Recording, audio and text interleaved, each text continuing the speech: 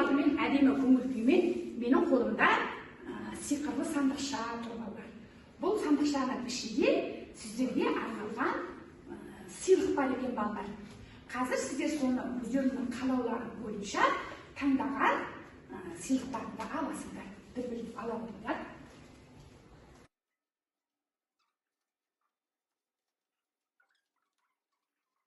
Қолдарыңыздағы сыйлыққа салынған сиқырлы суреттер бар екен, көріп тұрсыңдар.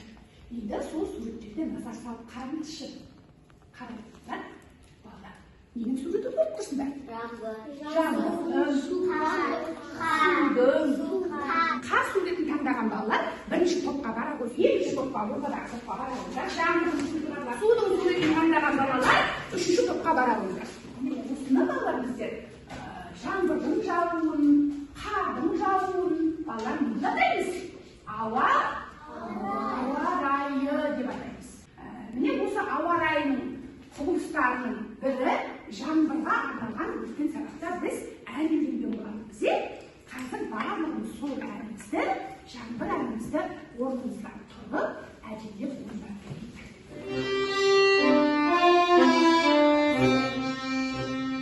Жаңбыр жаумай тоқтай тұр, айналаңа қарай тұр, аспан бұлтпен ойнасын, үсті суып қалмасын.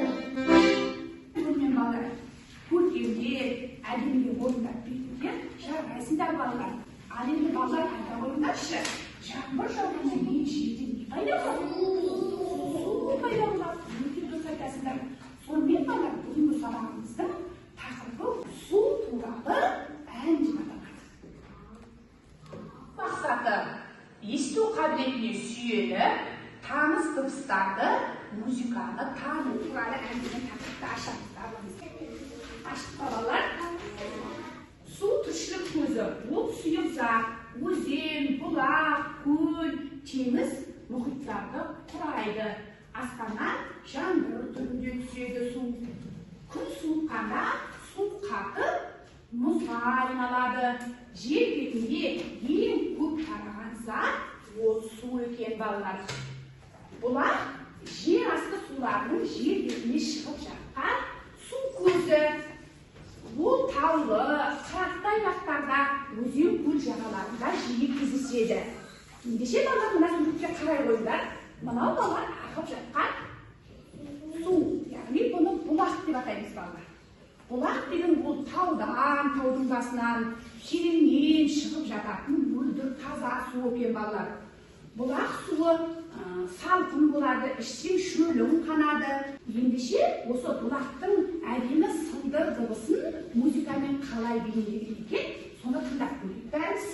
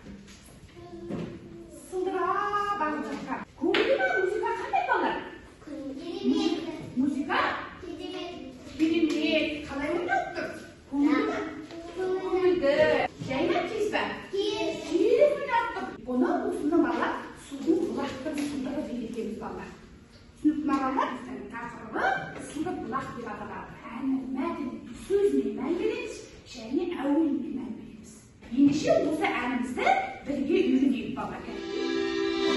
Солдырғаны боларын, жағасынан қорағын,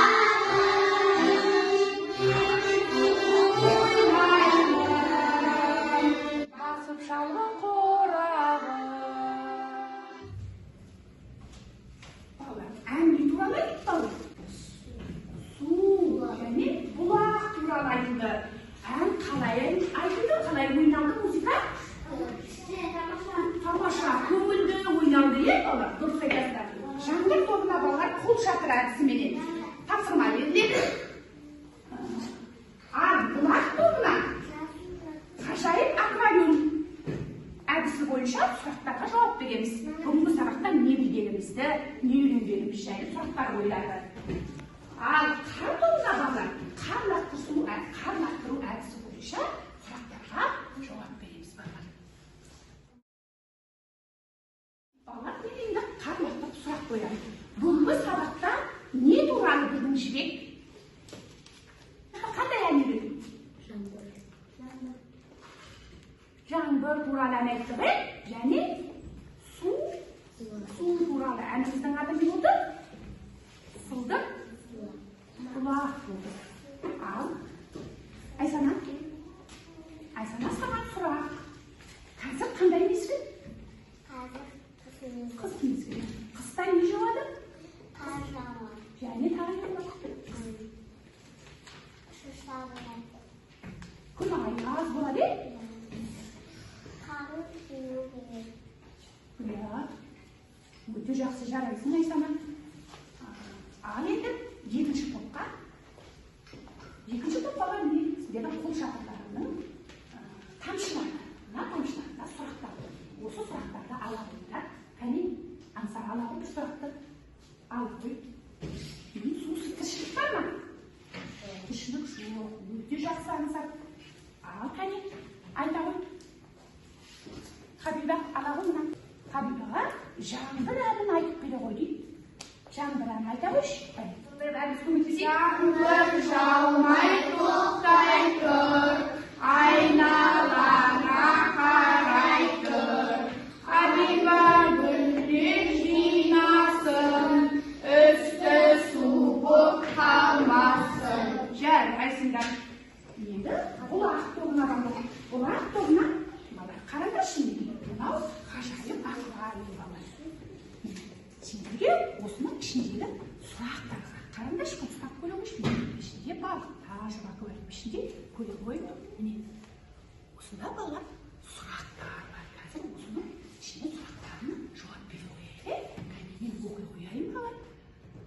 Оқи қояйын. Бүгін біздер теңіздің 3 түрлі күйін тыңдадық, көрдік. Қандай күйін көрдіңдер? Бірінші тыныш күйін көрдік. Жарайсың. Жел болады. Екінші жел болғанда теңіздің беті тербеліп, не істеп жатыр? Қозғалып жатады. Үшінші дауыл соққанда сол не істеп жатыр? Айналып қанып жатады. Жарайсыңдар, өте жақсы. Балалар, қазір біздер музыкалық сергіту ырғақтық жаттығу жасаймыз. Қағаздағы оркестр көңілді жаңбыр деп аталады.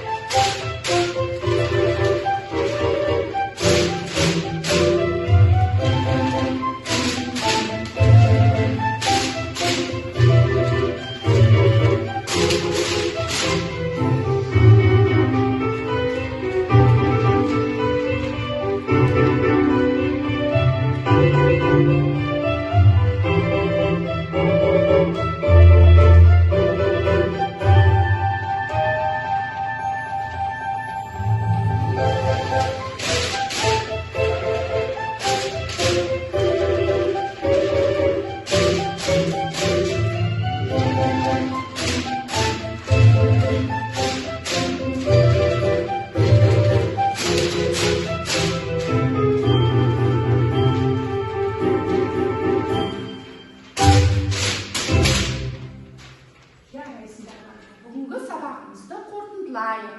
Кеме әдісі арқылы кері байланыс жасайық.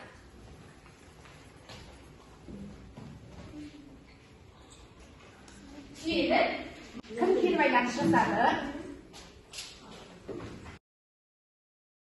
Сабақ маған ұнады дейді.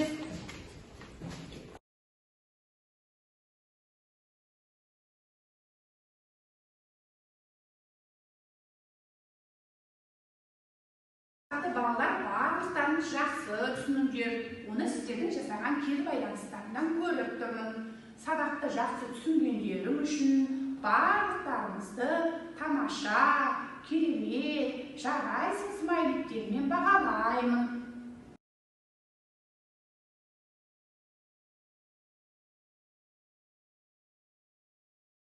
Сабақ аяқталды. Сау болыңдар балалар.